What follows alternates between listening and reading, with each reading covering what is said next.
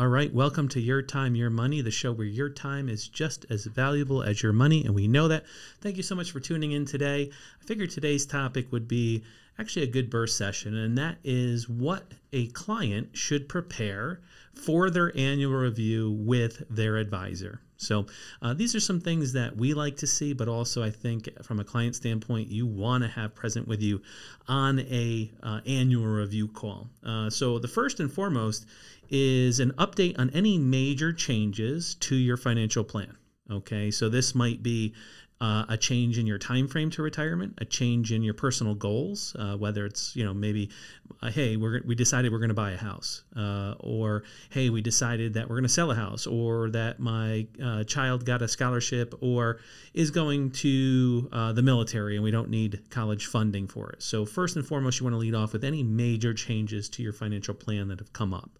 Second, and just as important, is having copies of your most recent statements available for your advisor to review. So these might be not only the statements that you have with that advisor, but also statements that you have with your 401k provider, statements that you have with, say, your state deferred compensation program, your 529 college plans that you may have done at the local bank, or whatever that might be. But you want to have updated statements and most recent statements for your advisor to review.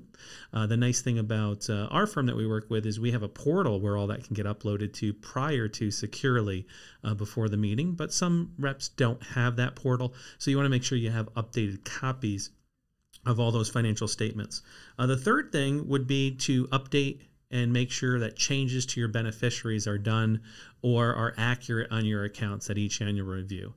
This includes looking at your non-retirement accounts and seeing if there's those three little letters that we talk about in all our episodes say TOD, transfer on death, on your non-retirement. We want to make sure that's on there. And then also updating any beneficiaries that may have passed away, maybe through divorce or no longer in the family. So you want to make sure that all those beneficiaries are updated on your annual review. The fourth would be to update or provide to your advisor any legal documents that have changed or have come up in the course of the year. So perhaps you went and redid your power of attorney, or perhaps you modified your will or amended your trust or something along that lines. You want to have updates to those documents available so that your financial advisor can go in, review those documents, and make sure that the investments match what it is that your intent is with the legal documents behind them. The fifth thing would be any updated tax return. So, if you had just sent this in April and your annual reviews in June, you may not need it. But for most people, their interviews are either at the end of the year or at the beginning of the year. You want to have an updated copy of your tax returns so that the advisor can go through it, kind of look for some discrepancies in there or for some opportunities within planning within your tax review.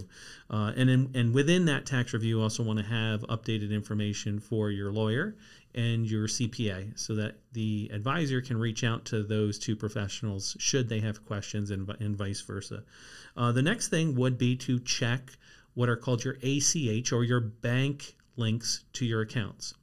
We see this quite a bit where somebody changes their bank, but they don't let us know. So when the time comes and they need to do a liquidation from their accounts, we can't necessarily transfer it to the new account because we didn't fill out the necessary paperwork or forms because the client didn't let us know that the bank had changed. So you want to make sure that those bank links are to all of your accounts, whether you're going to draw from those accounts immediately or not, just so if push came to shove and there was an emergency, we can send that money right to the bank that you intended to go to. So that's important to update the bank links.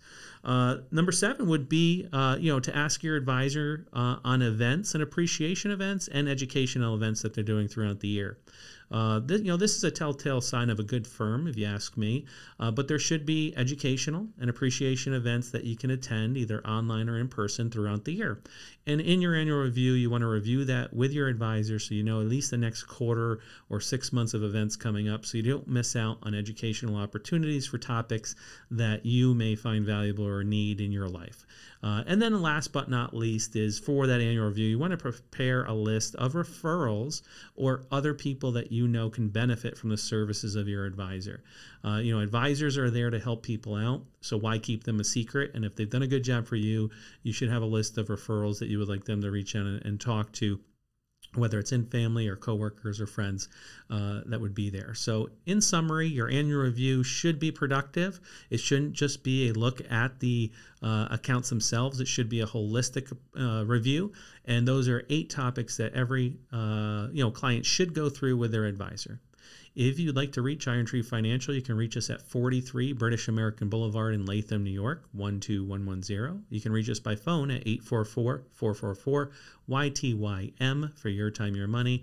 You can find all our episodes at yourtimeyourmoney.net for your net worth. And as always, it's your time and your money.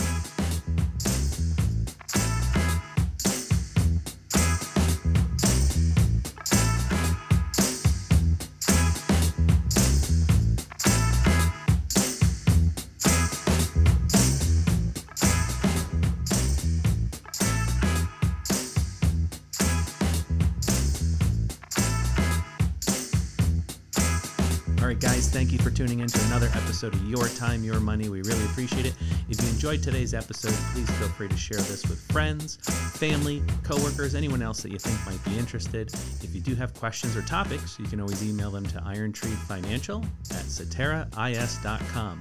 Please follow us on LinkedIn, Facebook, Spotify, Google Play, and many other sources that were available. And you can reach us at 844-444-YTYM. And as always, it's your time and your money.